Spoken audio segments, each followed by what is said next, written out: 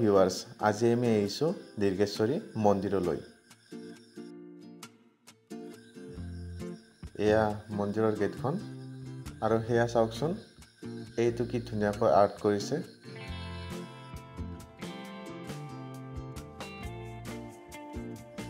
এতিয়া বলক আমি দীৰ্ঘেশ্বৰী মন্দিৰটো চাওঁ। এই মন্দিৰটো বহুতেই পুৰণি। এই দীৰ্ঘেশ্বৰী মন্দিৰটো আছে নৰ্থ গুৱাহাটীৰ ফুলুঙত। আমি কিতাপত পোৱা মতে এই মন্দিৰটো স্বৰ্গদেউ শিৱসিংহই বনাইছিল।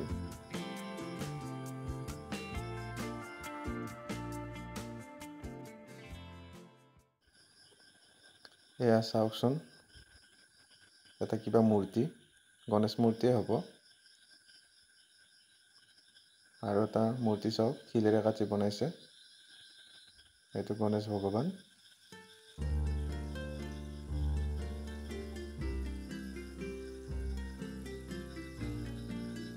এইখন ধুনীয়াকৈ বহিব পৰাকৈ পাৰ্ক এখন বনাই দিছে।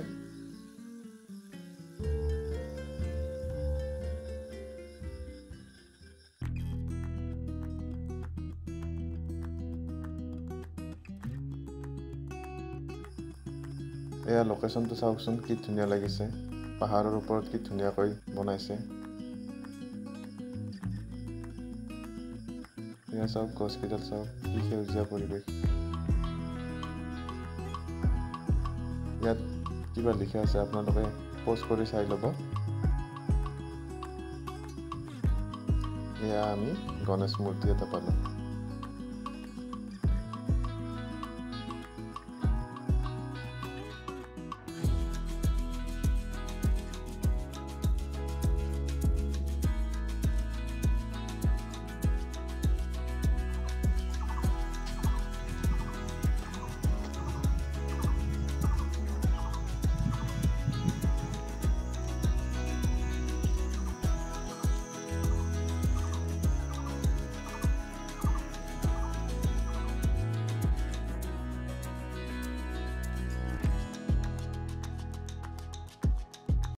আপোনালোকক এটা বস্তু দেখাইছোঁ ৰ'ব। এইটোত মানে পানী শেষ নহয়।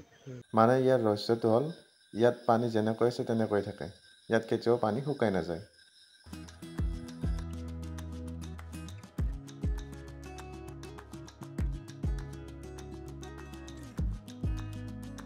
এইটো শিৱলিংগ।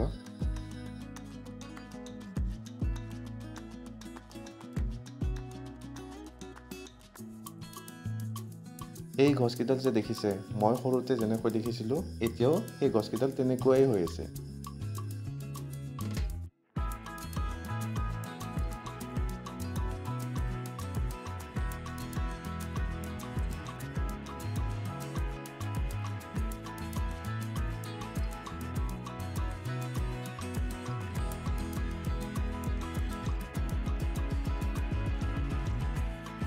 চাওকচোন, কি ধুনীয়া লাগিছে পৰিৱেশটো, কি সুন্দৰ চাৰিওফালে সেউজীয়া সেউজীয়া।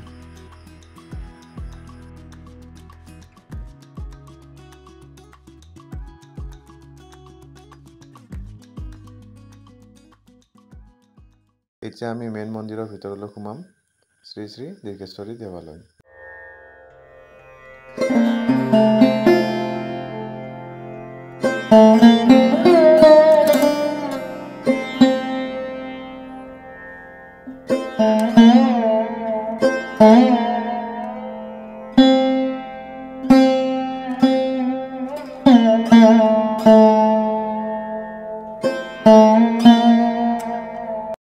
বৰ্ড কেইখনলৈ মন কৰকচোন।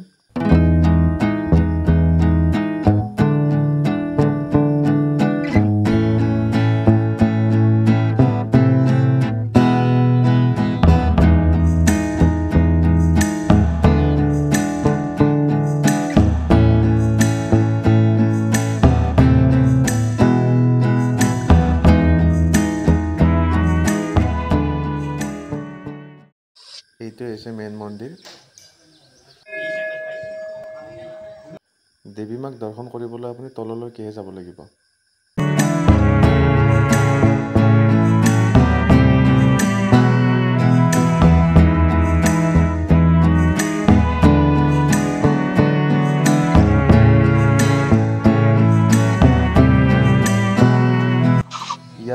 ৰাজহুৱা ভোগ গ্ৰহণ কৰিব পাৰি।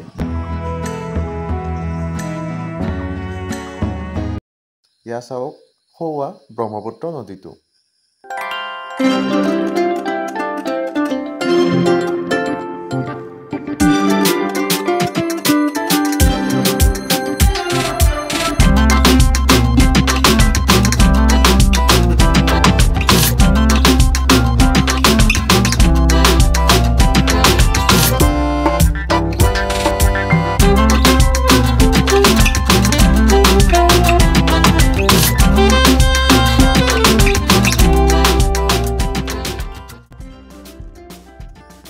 আমাৰ দেৱী মাৰ দৰ্শন কৰা হ'ল।